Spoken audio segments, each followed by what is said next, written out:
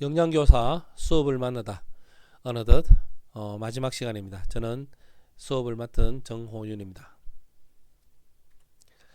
오늘은 마지막 10교시 수업의 관찰과 분석에 대해서 말씀드리도록 하겠습니다. 무엇이 보이십니까? 네, 시원한 수박이 보이죠. 이 수박을 어떻게 관찰하고 어떻게 분석해 볼까요? 수박의 색깔에 대해서 혹시 아십니까?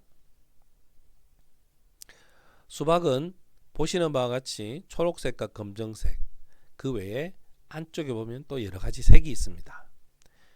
자칫 우리가 한쪽 면만 보면 다른 한쪽을 놓쳐버릴 수 있는 단점이 있기 때문에 제가 이 표지 사진을 가져와 봤습니다. 그럼 수업은 어떻게 관찰하며 어떻게 분석하는지 한번 공부해 보도록 하겠습니다. 수업은 사실과 현상을 관찰하고 기록하고 해석을 해서 수업을 관찰하고 분석합니다. 이 과정을 통해서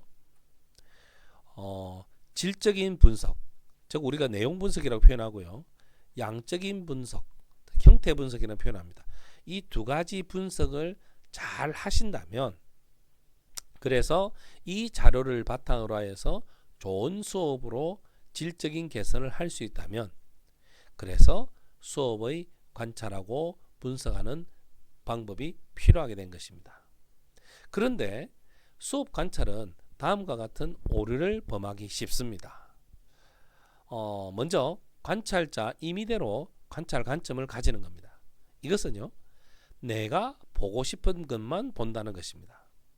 비전문가들에게 흔히 나타나는 방법이기도 하지만 수업의 관찰에 대해서 좀 더 잘 전문적인 지식이 없는 여러 교사들에게서도 일반적인 오류로 나타나기도 합니다.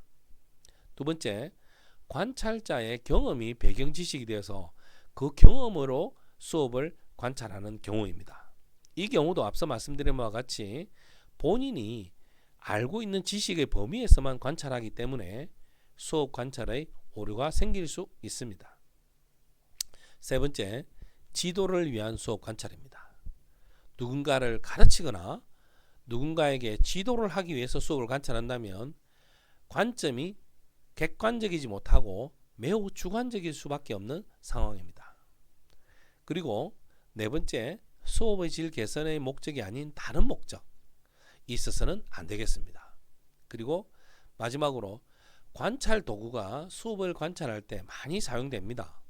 예를 들면 녹음기 또는 녹화기 혹은 컴퓨터 프로그래밍 이용 이런 것들이 있는데, 우리가 지금까지 해왔던 수업 관찰의 방법은 오직 눈으로 하는 것밖에 해오지 않았습니다.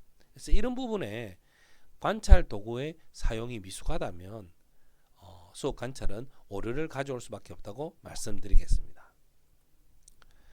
수업 관찰의 필요성에 대해서 말씀드리면, 관찰자를 통해서 먼저 데이터를 잘 수집하는 것이 중요합니다. 그리고 수업의 객관적인 분석이 필요하며, 이것이 바로 수업의 질 개선으로 목적이 이어져야 됩니다. 그렇다면 수업 관찰의 방법에는 어떤 게 있을까요? 바로 다음과 같습니다. 관찰 내용을 서술식으로 기록하는 방법이 있습니다.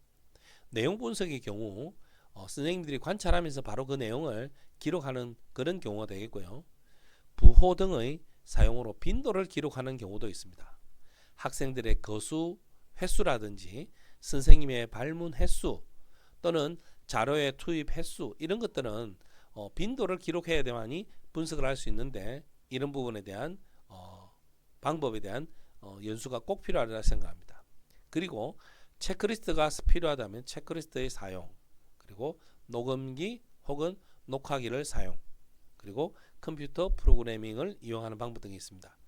이와 같은 여러 가지 방법을 통해서 우리는 말씀드린 바와 같이 내용 분석과 형태 분석의 두 가지 질적, 양적 분석을 할 수 있게 되는데요. 먼저 이런 관찰의 방법을 잘 익히는 것이 수업을 객관적으로 관찰할 수 있는 자료가 됩니다. 이런 객관적인 관찰을 통해서 얻은 데이터만이 수업을 분석할 수 있는 자료가 된다는 것을 말씀드리겠습니다. 수업의 질적 분석에 대해서 오늘은 집중적으로 말씀드리겠습니다.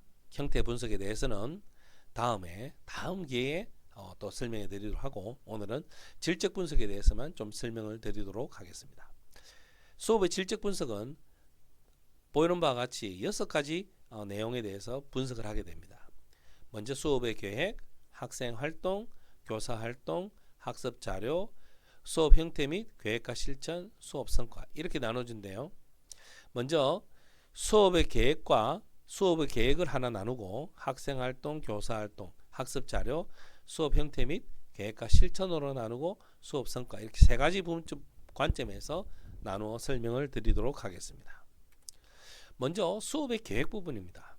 이 수업의 계획 부분을 관찰할 때는요, 교수학습안 작성 및 수업 조직을 확인하고, 교재화 및 교구의 준비, 지도 계획을 살펴봅니다. 이 내용은요, 수업 전에 선생님의 지도안을 통해서 미리 살펴보고 미리 분석할 수 있습니다. 그래서 수업안이 나오면 사전 수업 협의를 통해서 이런 부분에 대해서 확인이 가능합니다. 교수 학습의 과정은 다음과 같은 것을 관찰하게 됩니다. 학생의 학습 활동 및 발언, 학습 의욕과 참여도, 예컨대 거수를 몇 번 했고 그 학생이 발표를 몇 번 했는지 이런 데 대한 빈도를 확인하고, 그리고 학습 의욕과 참여도, 이런 것들을 관찰하여 데이터로 만듭니다. 그리고 민주적 인간관계를 확인해 볼 수 있습니다. 선생님과 학생의 민주적 인간관계, 혹은 학생과 학생 간의 민주적 인간관계는 잘 성립되어 있는지 등을 확인할 수 있으며, 그리고 선생님이 사용하는 교수 용어는 적절한지, 그리고 교사의 발문은 재생 반복적 질문이 많은지, 아니면 확산적 발문이 많은지, 적절한 상황에서 발문이 잘 사용됐는지에 대해서 관찰할 수 있으며, 또한 이 과정에서 판서의 내용과 시기는 적절했는지, 그리고 학생들에 대한 개별 지도와 개인차는 고려했는지 등을 확인해 볼 수 있습니다. 또 학습 자료의 제작은 의미가 있었는지, 그리고 이 자료가 활용했을 때 효과는 어땠는지에 대해서 관찰해 볼 수 있으며, 수업이 전체적으로 흘러가는 흐름과 형태는 어떠한지, 이것이 수업의 모형에도 맞는지, 이런 것들을 확인해 볼 수 있는 과정이 되겠습니다. 그리고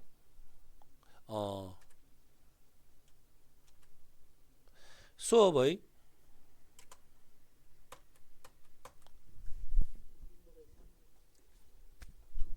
화면이 안 먹어요.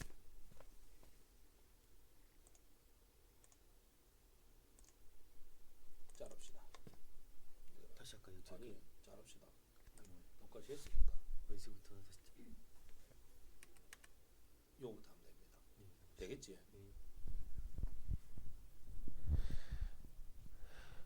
수업의 성과는 다음과 같은 것을 관찰할 수 있습니다. 교수학습 과정이 타당한지, 그리고 수업 목표의 달성과 과정 중심 평가는 적절하게 이루어졌는지, 이런 것 등을 확인해 볼 수 있으며, 그리고 이 수업에서 일반화 사항은 없는지, 그리고 있다면 어떤 점이 일반화 사항으로 될 수 있을지에 대해서 관찰하는 것이 필요합니다. 이렇게 수업을 관찰하는 경우는 여러분들의 많은 연수와 전문적인 지식도 필요합니다. 무턱대고 그냥 수업을 관찰하는 것이 아니라 수업의 어떤 점을 관찰할 것인지, 또 어떤 면을 어떤 기준에 의해서 어떤 데이터로 또 어떤 빈도로 기록하고 관찰할 것인지에 대한 명확한 기준과 또 관점이 필요하다 하겠습니다. 그래서 수업을 관찰하기 전에 먼저 수업을 잘 관찰할 수 있는 그런 연수가 꼭 필요하리라 생각합니다. 왜 교사는 수업에 열정을 쏟아야 할까요? 이 질문에 저는 이렇게 답합니다. 교사는 자존심보다 자긍심이 충만할 때 더 행복하다. 32년 동안 교사를 해오면서 제가 느낀 부분을 선생님들에게 솔직하게 소개해 보았습니다. 앞으로 멋진 수업을 하는 많은 선생님들의 모습을 기대합니다. 끝까지 잘 들어주셔서 대단히 감사합니다. 고맙습니다.